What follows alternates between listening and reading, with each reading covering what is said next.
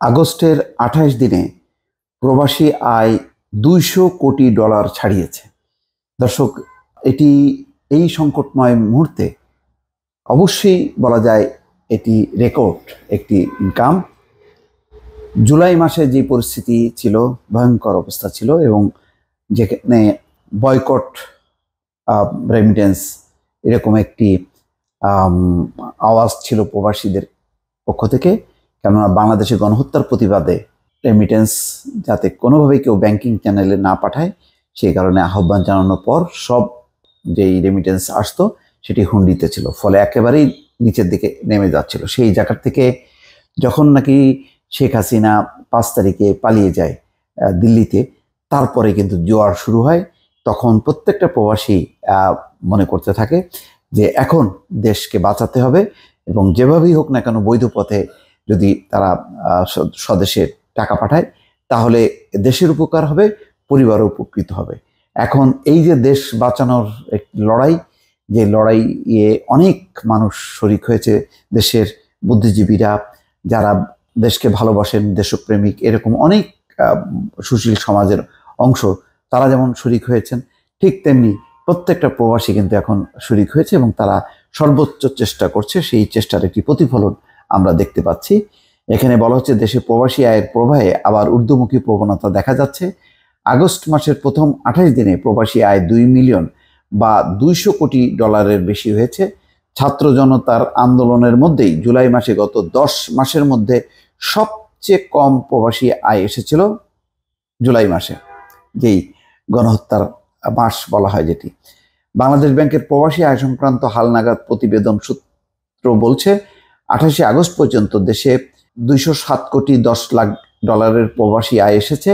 2023 সালের আগস্ট মাসে একই সময় $143.10 কোটি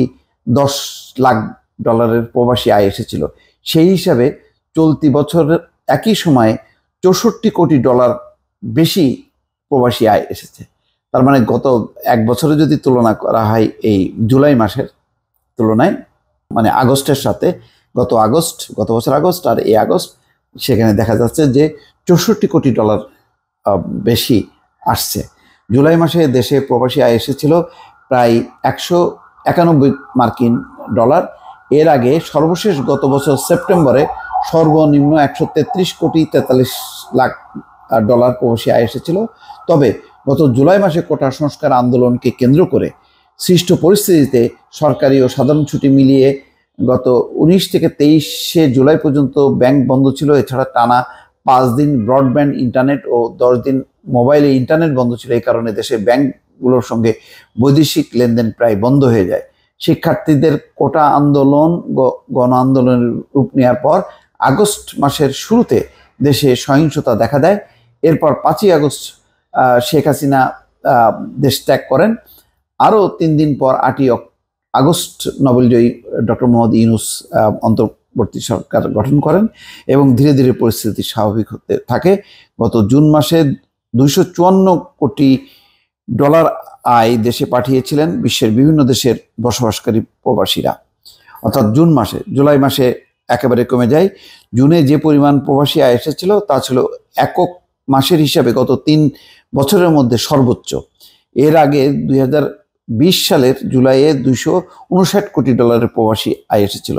দেশে দীর্ঘদিন ধরে বৈদেশিক মুদ্রার সংকট চলছে। কোভিড মহামারীর সময় এক পর্যায়ে দেশের রিজার্ভের পরিমাণ $48 বিলিয়ন উন্নীত হয়েছিল, কিন্তু রাশিয়া ইউক্রেন যুদ্ধ শুরু হওয়ার পর বিশ্বে পণ্য মূল্য বেড়ে যাওয়ার কারণে বাংলাদেশের আমদানি খরচ অনেক বেড়ে যায়। সেই সাথে প্রবাসী আয় ও রপ্তানিতে যথেষ্ট প্রবৃদ্ধি না হয় রিজার্ভ দ্রুত কমতে থাকে। যাই হোক দর্শক, বুঝতেই পারছেন যে এখন কিন্তু নানামুখী পদক্ষেপ এবং প্রবাসীদের যে উদ্দীপনা, প্রেরণা, যে বৈধ পথে দেশে রেমিটেন্স পাঠাতে হবে, তার ধাক্কায় কিন্তু এখন বাড়তে শুরু করছে। এবং অনেকে মনে করছেন যে আগস্টের পর যেই সামনে সেপ্টেম্বর, অক্টোবর, এই মাসে, এইসব মাসগুলোতে এই রেমিটেন্সের যেই ঊর্ধ্বমুখী প্রবণতা সেটি আরও বাড়তে থাকবে।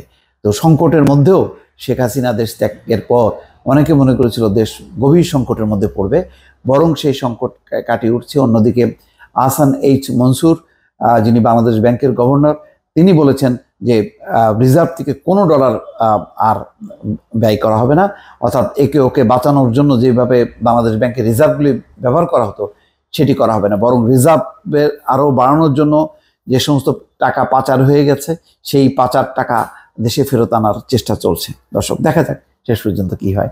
ভালো থাকবেন। আল্লাহ হাফেজ।